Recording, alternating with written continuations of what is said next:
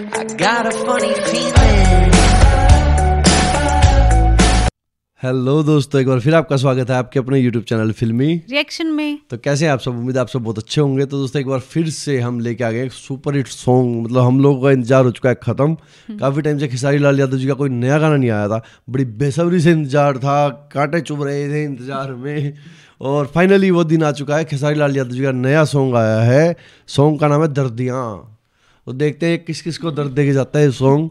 चलिए गाना देखते हैं, गाने को एंजॉय करते हैं, इसके बारे में बात करेंगे। क्योंकि हमें मतलब सजेस्ट क्या बोले, नया सॉन्ग है तो हम किसी बंदे का नाम नहीं लेंगे, लेकिन आप हमें सॉन्ग सजेस्ट कर सकते हो कमेंट बॉक्स में जाके। हम आपके नाम के साथ सॉन्ग का रिएक्शन ले आएंगे।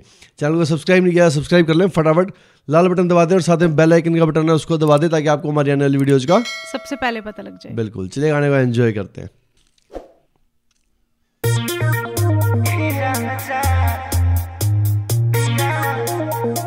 लग तो नहीं रहा है सैड सॉन्ग।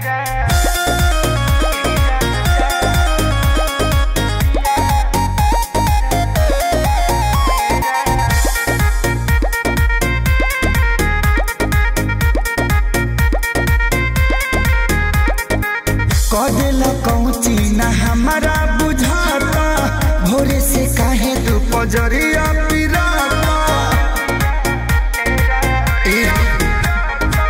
काया झुरा गइल रे ननी के काट में, तनिको न सोचल ये राजा जी रात में। चली दी हलकास के बरदिया ए राजा, बरदिया ए राजा, उठे दरदिया ए राजा, दरदिया ए राजा, उठे दरदिया ए राजा।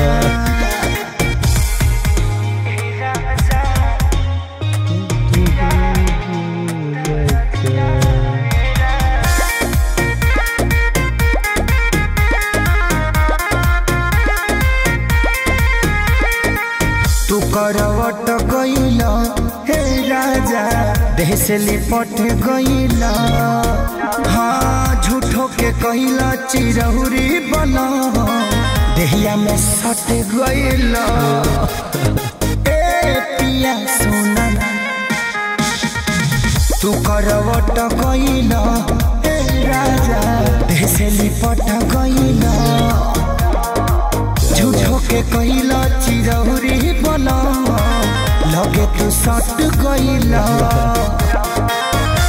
खाई गइल बुझी पर सदिया ए राजा, दरदिया ए राजा, उठे दरदिया ए राजा, दरदिया ए राजा, उठे दरदिया ए राजा।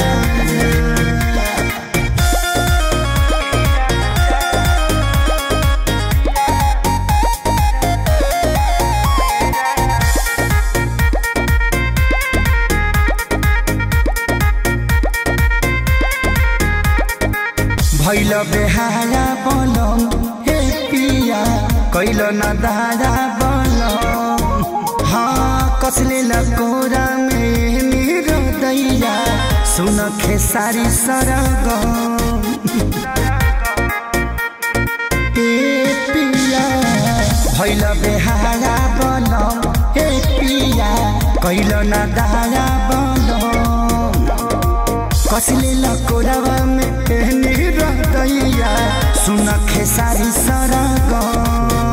हाँ असर न करहता हरदिया ए राजा, दरदिया ए राजा, उठे दरदिया ए राजा, दरदिया ए राजा, उठे दरदिया ए राजा।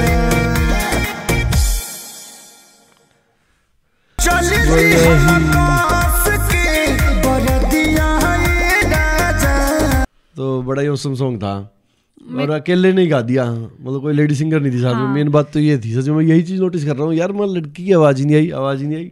मतलब गाना खेसारी लाल यादव जी गा रहे थे और लिपसिंग लड़की कर रही थी ना, और लड़की वाले वर्ड्स खुद ही बोल रहे थे। खुद ही बोल रहे थे। गाना बड़ा अच्छा था दोस्तों, म्यूजिक अच्छा था। हमने बहुत एंजॉय किया और ये होप इस गाने को बहुत प्यार मिलेगा आप लोगों को और ये भी ट्रेंडिंग पे जाएगा। तो गाना अच्छा था। और मेरे को लगा था कि ये सैड सॉन्ग होगा, लेकिन ये तो बहुत बहुत बहुत रोमांटिक सॉन्ग निकला। मतलब खेसारी लाल यादव जी के सॉन्ग को हम टाइटल से नहीं सोच सकते कि ये कैसा सॉन्ग होगा। मतलब वो तो सुनने के बाद ही हमें पता लगेगा एग्जैक्टली है क्या। मतलब अगर किसी दुखती रग ने इसको छेड़ा होगा कि चलो मैं देखता हूँ मेरे लिए कुछ आया होगा, तो वो बिल्कुल ही अलग मोशन में चला गया होगा। बिल्कुल। तो दोस्तों आपने इस सॉन्ग को एंजॉय किया हो, आपको सॉन्ग अच्छा लगा हो तो हमें कमेंट करके जरूर बताएं और आपका फेवरेट सॉन्ग हमें सजेस्ट कर दें, हम उसका रिएक्शन जल्दी से जल्दी ले आएंगे। इसके बाद हम इस वीडियो को यहीं पे करते हैं खत्म। मिलते हैं नेक्स्ट वीडियो में, तब तक के लिए अपना ख्याल रखें। Tata bye by.